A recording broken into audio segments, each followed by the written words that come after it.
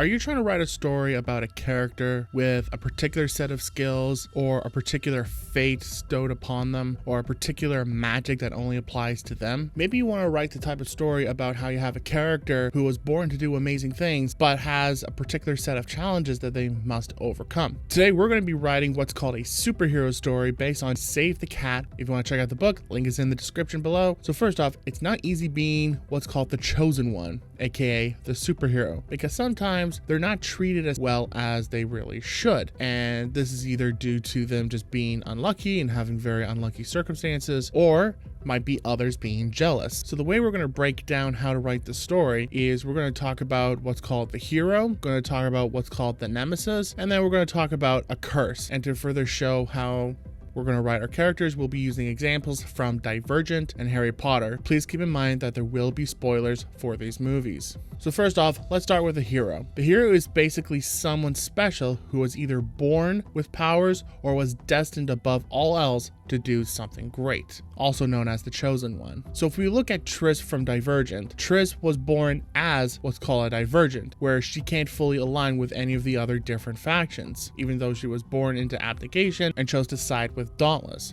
Now, with Triss being a divergent, it means she also carries unique traits that can't be identified by the factions, meaning that she can't align with any one particular faction.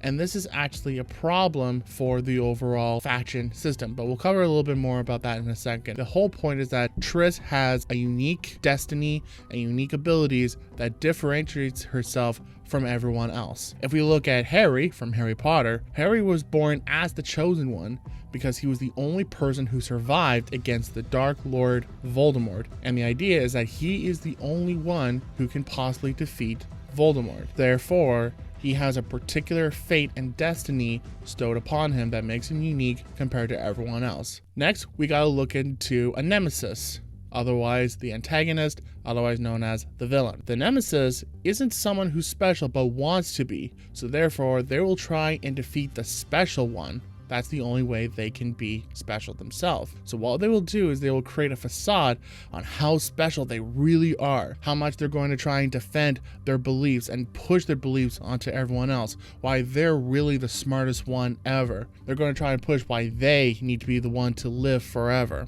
So by creating this facade that they are special, this often leads to their own downfall. So in Harry Potter, we have the nemesis Voldemort, who wants to be the most powerful wizard of all time. And so by doing this, he created what are called Horcruxes, which essentially splits his own soul apart, so that if one died, then the other one can continue living, which means Voldemort will continue to live. But it's by doing this which actually leads to his downfall and even giving him a fate worse than death. In the Divergent series, the government wants to be able to control all the factions, but they're afraid of what are called divergents because they're the ones who can't identify with a particular faction and therefore can kind of break those laws and that belief, and they can't be controlled. This also comes back to bite them as Triss and her friends reveal the government for being who they are and breaking the hierarchy and the system within. Finally, we got to get to a curse. What's the problem with the protagonist being special? Let's say you're the chosen one. It sounds all great and dandy, except it shouldn't be. There should be some challenges. There should be reasons why you wouldn't want to be the chosen one. And more importantly, there should be reasons for your character to doubt themselves that they are that special and that they are that important. So if we look at Harry, Harry was born in very, very unlucky circumstances. He lived with his uncle and aunt, and they treat him really, really poorly, especially his cousin. He's not exactly the most popular kid at Hogwarts, right? We have Snape, we have Malfoy, we have several others that ridicule him and give him a very hard time. So if anything, it would make you not want to be the chosen one, so you don't have to deal with all this. If we look at Triss in Divergent, she's kind of being hunted down. All the Divergents are being hunted down, and what she has to constantly do is make sure that she doesn't show her Divergent side to everyone else, and she's constantly having to cover her tracks as she seeks for the truth. So what you need to do is try and find a way to make it very difficult for your main hero, your chosen one, to even want to continue on their journey. give them doubts, give them obstacles, both mental, emotional,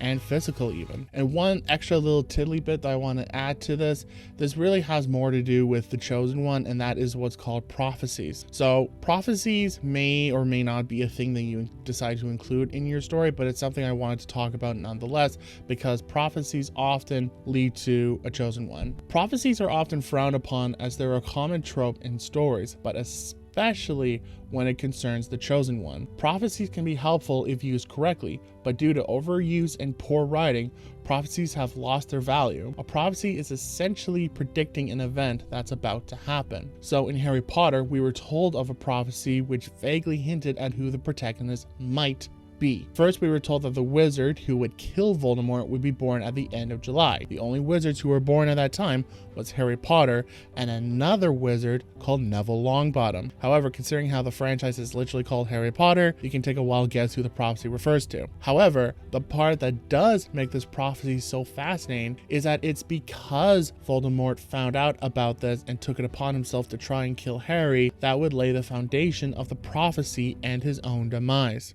The one with the power to vanquish the Dark Lord approaches, born to those who have thrice defied him.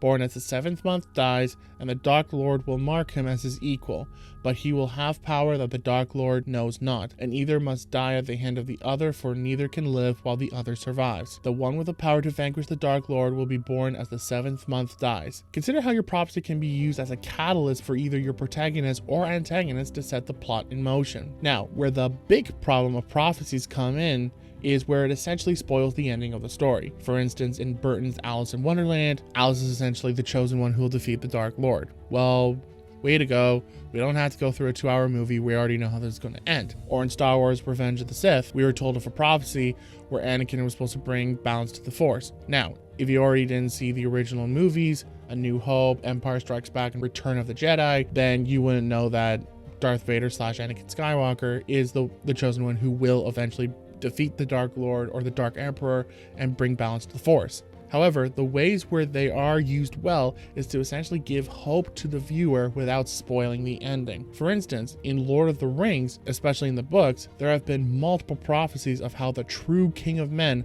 will take up the throne of Gondor. Now, when we think of this king, do we imagine some person of popularity, social status, or divine intervention? Perhaps, but that's not who takes the throne.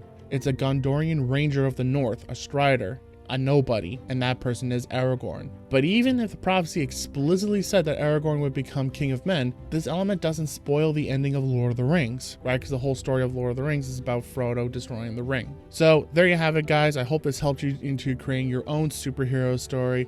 Let me know down your thoughts how you would go about adding a superhero story. What elements do you think these type of stories require?